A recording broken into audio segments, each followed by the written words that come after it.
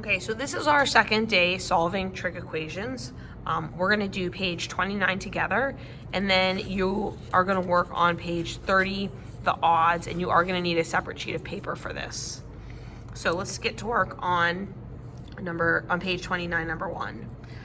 Remember from yesterday, we always wanna just start with our basic algebra techniques. So for number 1, the first thing we're gonna do is add 1 and divide by 2, and that gives us cosine x equals 1/2. And now we want to go into our resources, whatever resources you like to use. If you're a unit circle person, if you're a triangle person, if you're a table person, and think to yourself, okay, what's our reference angle that has a cosine of 1/2? And you should get that to be pi over 3. But because we are talking about positive 1/2, it's going to be pi over 3 in the first quadrant. Cosine is also positive in the fourth quadrant. So we want to remember, okay, so we know that x is going to be pi over 3. But if this is 2 pi, I think about that as 6 pi over 3 minus 1 pi over 3 gives us 5 pi over 3. The algebra 1 technique we're going to use for number 2 is to take out a greatest common factor. So we're all gonna, if you have to do this, if you wanna do like little division, that's cool. And we're gonna have cosine x, and then when it comes out, we're left with cosine x plus 1, because cosine divided by cosine is just 1. Now we're gonna set each factor equal to 0. Cosine x equals 0. Cosine x plus 1 equals 0.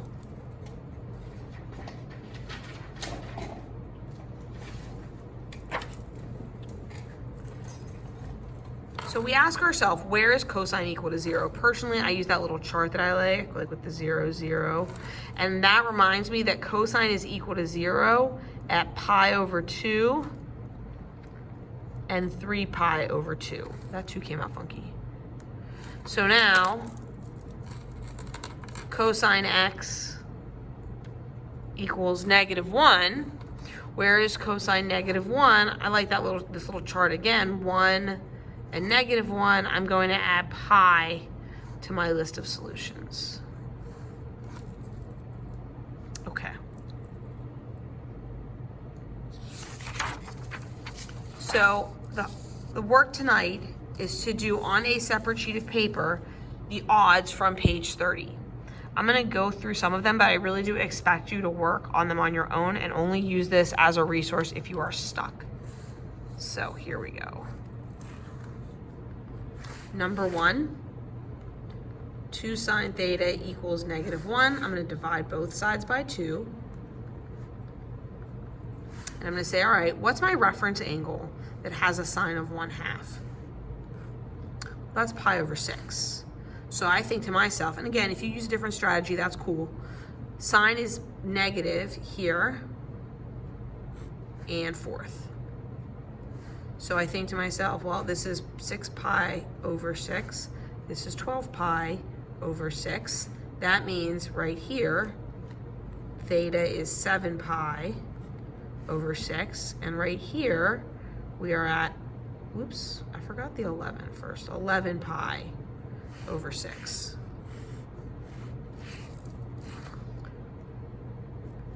Number 3.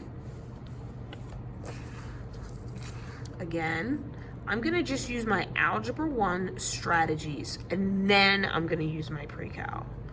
Algebra 1 tells me to subtract 1 and divide by root 3, and that gives me tan theta equals -1 over root 3.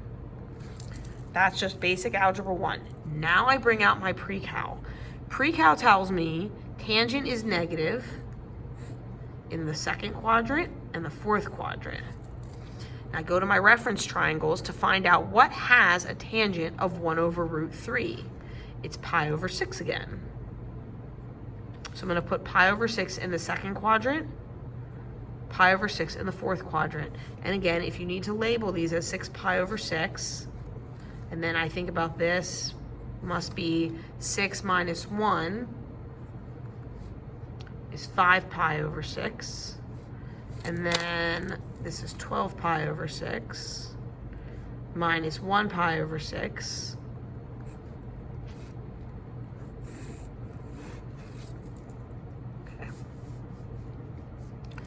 I want you to write down number 5, and I want you to use 3 Algebra 1 steps to solve cosine of theta equals something.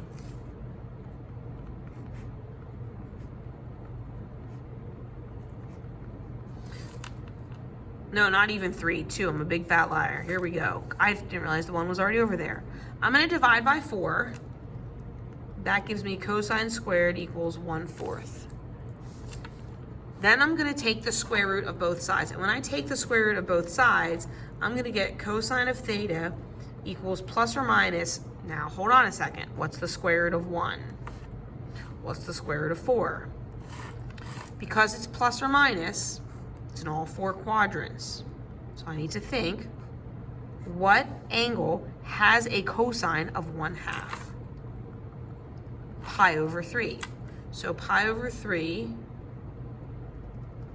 in all 4 quadrants. And then I'm going to write this as 3 pi over 3, 6 pi over 3. So first off, obviously I have pi over 3. That's my first quadrant. Second quadrant, third quadrant, fourth quadrant.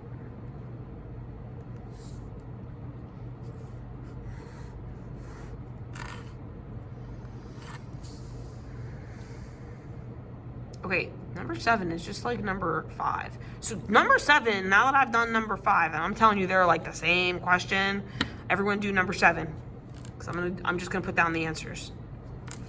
Okay, so for number 7, you should have divided by 2 and taken the square root, and you get cosine of theta equals plus or minus the square root of 1/2, and you're like, whoa, that's like plus or minus 1 over root 2, and that reminds me of the reference angle of 45 degrees. You put 45 degrees in all 4 quadrants, just like we did here, just like I did here. You know, I'm gonna mark my pi and 2 pi and add and subtract as necessary. Same thing here. First quadrant, second quadrant, third quadrant, fourth quadrant. And remember, we're putting these in all 4 quadrants because it's plus or minus. Cosine is positive in 1 and 4, and it's negative in 2 and 3. All right. Number 9. All right, number 9 is different. Number 9, I look at this and man, there's a lot going on there. 2 cosine squared theta plus 3 cosine theta equals -1. So just take a second and think about what algebra 1 we might need to do this problem. Okay, hopefully you said let's add 1 to both sides. Get it equal to 0.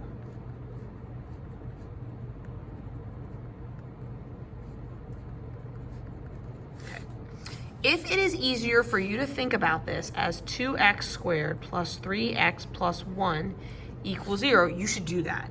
Because we need to factor this mass. And some people don't like to look at the cosines. It's better for them to think about it like this. So you should think about it like this. So this is an oh no, a is not 1. So I'm going to take a times c and get 2. What adds, oh that's bad, and multiplies, well that's going to be 2 and 1. So I'm going to build the box, 2x squared, 2x, 1x, and then the plus 1. This is one we did the other day. So I'm going to put 2x on the side because I can't put 2x on the top because this is a 1. That's not going to work out. So 2x, this is going to be a 1x. This is going to be plus 1. That way 2x times 1 is 2x. Another plus 1. That way 1 times 1x, 1 times 1. All right, how am I going to transform this to this? Every time I have an x, that's just cosine theta. So across the top, I have 1x plus 1. So I'm going to have 1 cosine theta plus 1. Obviously, you don't need this one here if you don't want it. Down the side, I have 2x plus 1. So that's going to give me 2 cosine theta plus 1. Now I'm going to set each factor equal to 0.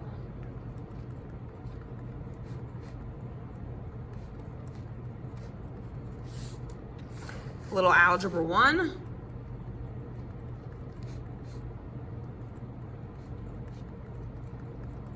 Okay, so where is cosine equal to -1? Where is cosine equal to -1/2? I will give you a hint. You should have 3 total answers. Pause the video, get those 3 total answers. Cosine of theta is equal to -1 at pi. I know this because cosine is x over r, and x is -1 at pi. Cosine is 1/2 when theta is pi over 3, but it's negative. So I need to think pi over 3, pi over 3. Pi over 3 in the second quadrant, I think about this as 3 pi over 3 minus 1 pi over 3. And then in the third quadrant,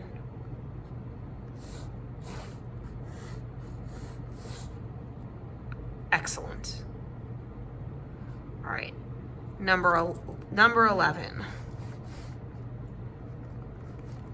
2 sine squared theta minus sine theta. You know what, guys? I'm going to right away bring the 3 over. I'm not even playing around with this. I'm just going to bring him over.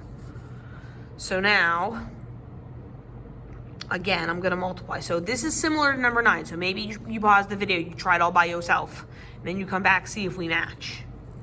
So hopefully you thought about this like 2x squared minus 1x minus 3 equals 0. And you were like, okay, 2 times -3 is -6. What adds to -1 and multiplies to -6? That's going to be -3x and 2x. All right, well, obviously, this is pretty obvious. This is going to be 2x. This is going to be -3. This is going to be x plus 1. So the 2x minus 3 becomes 2 sine x minus 3. And x plus 1 becomes sine x plus 1. All right. So when we set these equal to 0, we get sine x equals 3 over 2. Sine x equals -1. Now, you got to be careful because this is a trick. Remember, at its core, sine is opposite over hypotenuse. The hypotenuse always has to be the longest side of the triangle. So 3 is the leg. It can't be bigger than 2. So from this, I get no solution. Because again, the leg cannot be bigger than the hypotenuse. Sine x equals -1. I go to my idea that sine is always y over r. Where is y -1? 3 pi over 2. So we only have one solution there, which I think is you should only have one. Yep, there it is. It's W. I haven't been matching the letters, guys. Sorry. Forgive me. All right, let's take a look at 13. 13 is another one where we're going to have to do some factoring. So 13 is 2 cosine squared theta. Well, I don't know why I switched to x there. Oh, well, with the last problem.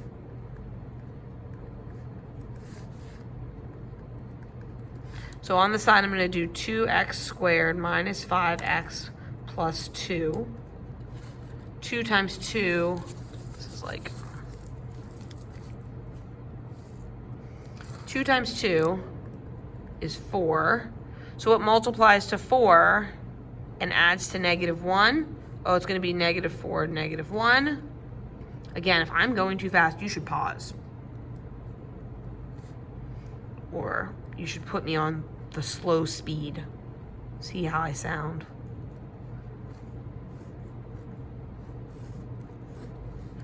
So, because that's a 1 there, I better be careful. This is probably going to be the x, and this is going to be the 2x.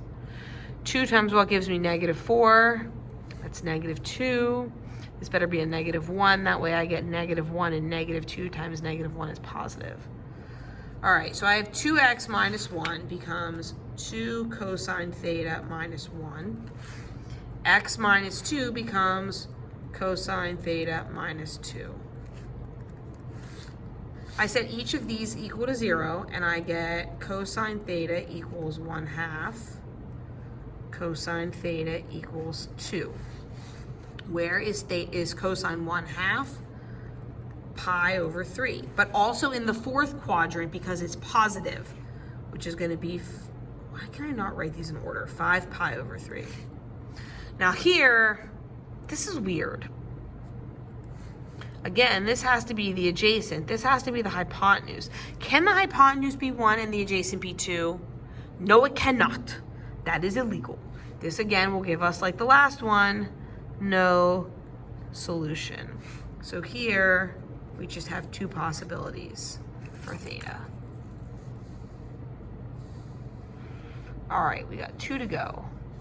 Number 15 is a factoring problem. I want you to I'm gonna set you up with a hint if you need it. We've got cosine squared theta minus 4 cosine theta plus 3 equals 0. If you need a hint, think about this as x squared minus 4x plus 3 and factor that instead.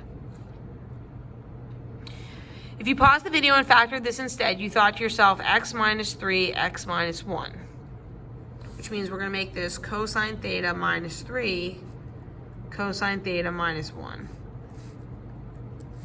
So now we've got cosine theta equals 3, cosine theta equals 1. Oh my gosh, we can't do this. Can't have the adjacent side, sorry I keep turning the paper, over the hypotenuse. I can't have the adjacent side be 3 and the hypotenuse be 1. That's a no-go.